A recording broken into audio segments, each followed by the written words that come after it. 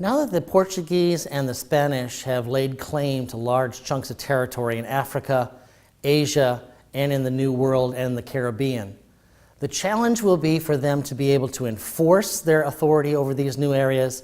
And remember, when Columbus had set sail, this part of the world was just a blank, watery nothing.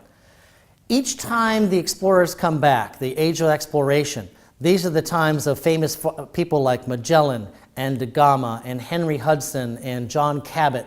There's lots of these people who are probably noted in your textbook, but the goal here is to note that the Europeans, now that they have discovered that there's more worlds, are emphasizing the idea of trying to go out and find new places, to exploit them economically, or to find a way to a faster traveling to the East Asian markets, whatever it is. There's lots of motivations here for people to explore increasingly Africa, Asia, and the New World for lots of reasons. And there's always going to be the conversation within this exploration. Were they doing it simply for the betterment of Christianity?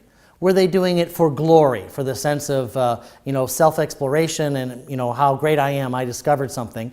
Are they doing it simply for the profit motive? Or is it some combination of all those things? So when you take a look at the European exploration of the world, make sure that you understand that it's a real mix of motives. There's lots of people involved in doing different things, and they're each going to take their time in understanding where they're going. Now, this world map, I'm just having you use it for a second, is to show you that, remember, when Columbus set sail, it was a blank nothing.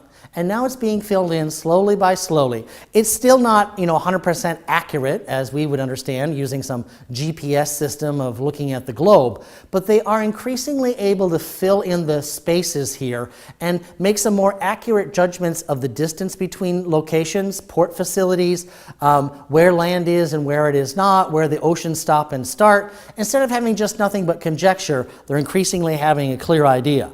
But here's the other part. If the Spanish had succeeded at exploring various things after the Portuguese had done something, well, with those two models, anybody else in Europe that has the power and the interest could then, of course, sponsor some other naval voyages. This is where the Dutch, the French, and the English increasingly are going to be looking at overseas colonization and business opportunities, and it will be sort of a showdown between those major European powers, who can control the space, who can control the markets, and there will be warfare that will result over attempts at controlling territories around the world. Now, one of the things about Columbus was that, remember, one of the key things that is about the era of Columbus is what's called the Columbian Exchange. And what we mean by that historically is we take a look at certain products, animals, and diseases that were existing in one place of the world and now are going to be exported to the other parts of the world. As people connect, using the idea of cultural contact and cultural borrowing, they're going to be borrowing everything back and forth from food to fashion to, of course, diseases. And here's what's going to happen. Part of the Columbian Exchange is that there's several vital plants from the New World that will be exported back to Asia, Africa, and Europe and become very much a part of their future historical development. One of them, remember, the New World is where maize is from. Many modern Americans refer to it as corn, but maize is that very dense, easy to grow in lots of different kinds of soil types plant that gives a lot of food value for a very small piece of territory.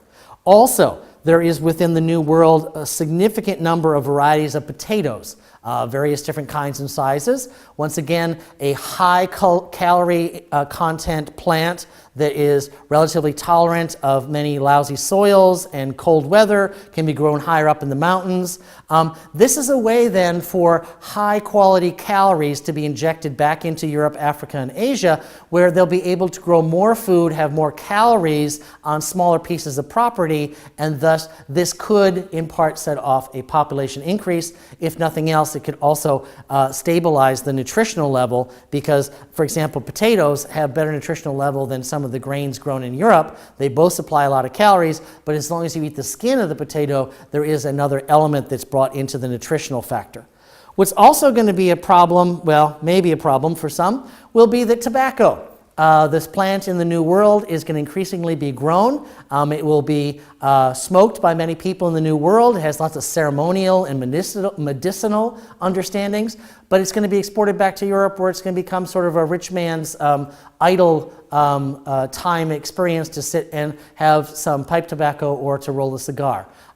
Tobacco will be extremely lucrative in the New World. It will be a very, very powerful thing in the early American experience. For example, the creation of colonies in Delaware and in Maryland and Virginia. Tobacco growing will be vital.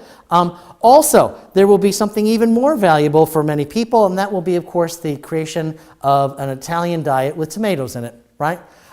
Tomatoes are a New World plant that will be exported back to the Mediterranean and other places. People will find the use for them, and they will continue to do so. Now, on the other hand, there's some things that come to the New World, okay? For example, olives and olive trees, traditional in Mediterranean society. Sheep, grapes, other varieties of grapes. Lots of plants and animals will be going back and forth each side of the Atlantic, and it's going to really change the way that land is used, and it's also going to change the diet of many people as we move forward. Increasingly, for example, an old world crop called sugar cane, which is from the old world, will be brought into the new world and set off a huge combination of plantation agriculture based on exporting massive amounts of sugar back to Europe. We'll talk about that in time.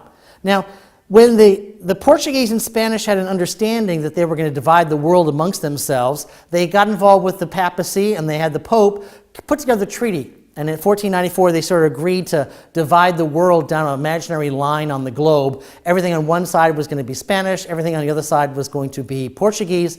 Essentially, this line goes through what you know as modern-day Brazil. That's why Brazil is, of course, Portuguese-speaking, because it will be a Portuguese colony for quite some time. And then everything on the other side of the line is going to be Spanish. That of course, was between the Spanish and the Portuguese. Nobody told the Dutch, the French, or the English, and if they did, they weren't listening.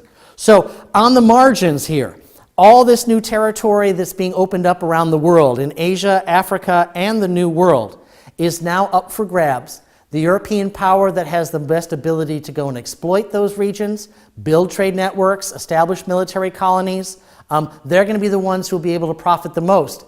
And much of this time period is going to be a deep, deep military struggle between the Spanish, the Portuguese, the Dutch, the French, and the English, as each of them, one way or the other, tries to create their own trade companies, exploit international resources as best as possible, get involved increasingly in the slave trade, as well as in the exploitation of indigenous peoples everywhere.